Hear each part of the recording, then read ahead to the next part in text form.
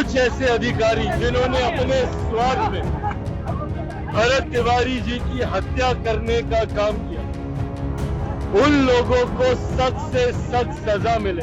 भरत तिवारी के घर पहुंचे केंद्रीय मंत्री चिराग पासवान, घुटनों के बल बैठकर दी श्रद्धांजलि, पोंछे मां के आंसू, पुलिस कार्रवाई पर उठाए सवाल, कहा कुछ अधिकारियों ने हत्या की है। अगर कोई इंसान सरेंडर कर दे तो क्या उसे गोली मारी जा सकती है? अगर हथियार फेंक दिया गया था तो फिर मौत क्यों हुई?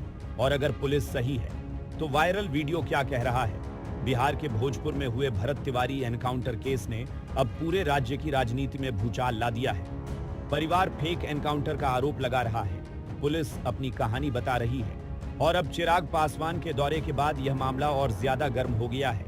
आखिर सच क्या है? एनकाउंटर या फिर कुछ और? पूरी कहानी बताएंगे इस रिपोर्ट में।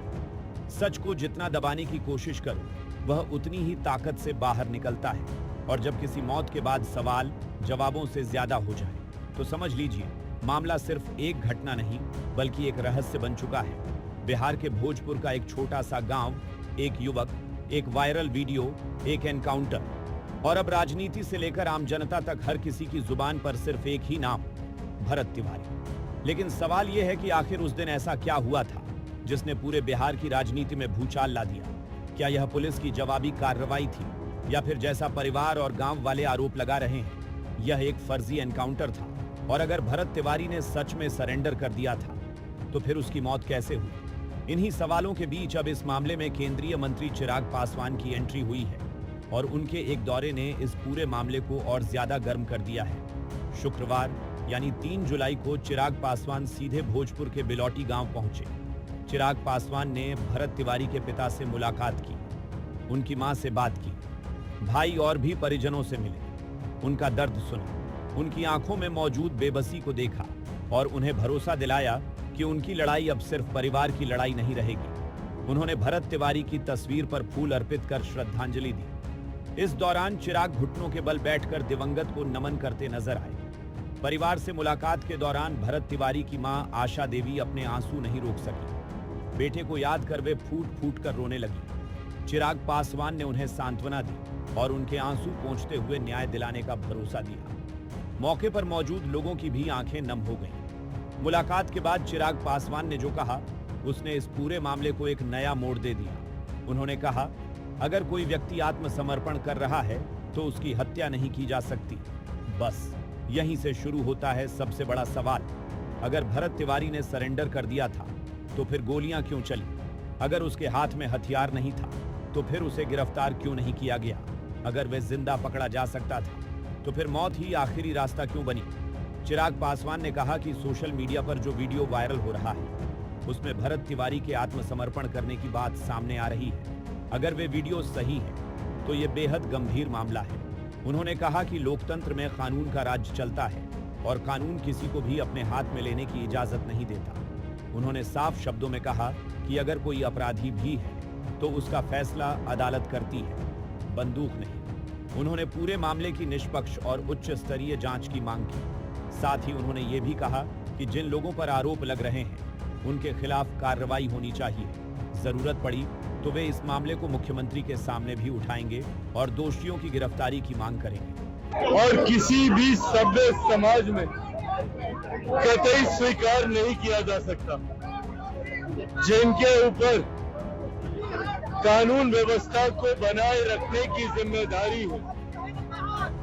ऐसे में अगर वही लोग कानून को अपने हाथ में लेंगे तो बिहार की जनता का विश्वास कानून से उठ जाएगा।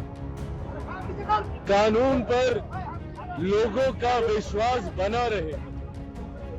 इसके लिए जरूरी है कि कुछ ऐसे अधिकारी जिन्होंने अपने स्वार्थ में भरत तिवारी जी की हत्या करने का काम किया, उन लोगों को सख्त से सख्त सजा मिले। और इसके लिए मैं, मेरी सरकार, मेरी मुख्यमंत्री सम्राट चौधरी जी से भी बात हुई और हम सब प्रतिबद्ध हैं इसको लेकर कि बख्शा कोई नहीं जाएगा। उस स्तरीय जांच की जरूरत भी अगर महसूस होगी जिस भी स्तर की जांच परिवार चाहेगा, जैसी जांच चाहेगा, परिवार को न्याय मिले, ये हम सबकी प्राथमिकता है। मेरी अमित शाह जी से भी, केंद्रीय गृह मंत्री आदरणीय अमित शाह जी से भी मुलाकात हुई और इस विषय की एक बार फिर पूरी जानकारी मैं मुख्यमंत्री सम्राट चौधरी जी को अपने द्वारा देने का मैं काम करूंगा। कानून व्यवस्था पर लोगों का विश्वास बना रहे, उसके लिए उन लोगों को चिन्हित कर कर सजा देना जरूरी है जो रक्षक की भेष में, जिन्होंने भक्षक बनने का काम किया। चिराग पासवान केंद्रीय मंत्री, लेकिन कहानी का एक दूसरा पहलू भी है, एक ऐसा पहलू जिसने इस मामले को और ज्यादा रहस्यमयी बना दिया है। बताया जा रहा है कि भरत तिवारी कथित तौर पर 1400 करोड़ रुपए के एक बड़े घोटाले से जुड़े कुछ दस्तावेज और सबूत होने का दावा कर रहा था। जब इस मुद्दे पर चिराग पासवान से सवाल पूछा गया तो उन्होंने कहा, अगर भरत तिवारी के पास कोई सबूत थे तो उनकी भी निष्पक्ष जांच होनी चाहिए। परिवार की आशंकाओं को भी गंभीरता से लिया जाना चाहिए, क्योंकि सवाल सिर्फ मौत का नहीं है, सवाल उन वजहों का भी है जो शायद इस मौत के पीछे छिपी हो सकती है। चिराग पासवान ने कहा, भरत तिवारी अब वापस नहीं आ सकते, लेकिन उनके परिवार को न्याय जरूर मिलना चाहिए। उन्होंने कहा कि परिवार की आंखों में दर्द साफ दिखाई देता है और उस दर्द को कम करने का एक ही रास्ता है, सिर्फ एक है, वे है इंसाफ। मुलाकात के दौरान परिवार ने चिराग पासवान को एक वीडियो भी दिखाया। परिजनों का दावा है कि यह वीडियो एनकाउंटर से पहले का है और इसी वीडियो में पूरे मामले की सच्चाई छिपी हुई है। परिवार का कहना है कि वीडियो में भरत तिवारी सरेंडर करता दिखाई देता है, वे हथियार छोड़ देता है, लेकिन इसके बावजूद गोली चलाई जाती है।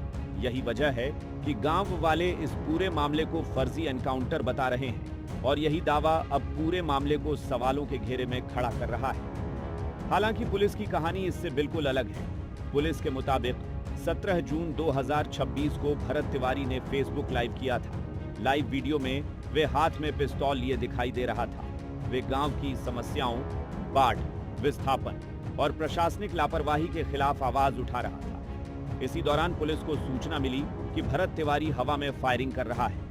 सूचना मिलते ही पुलिस और एसटीएफ की टीम गांव पहुंची। पुलिस का दावा है कि टीम को देखते ही भरत ने पिस्तौल तान दी और फायरिंग शुरू कर दी। इसके बाद पुलिस ने जवाबी कार्रवाई की। पुलिस के मुताबिक गोली उसके पैर में लगी। उसे पहले शाहपुर अस्पताल ले जाया गया, फिर आरा रेफर किया गया और बाद में पटना के पीएमसीएच में भर्ती कराया गया, जहां इलाज के दौरान उसकी मौत हो गई। लेकिन गांव वालों की कहानी पुलिस से बिल्कुल अलग है।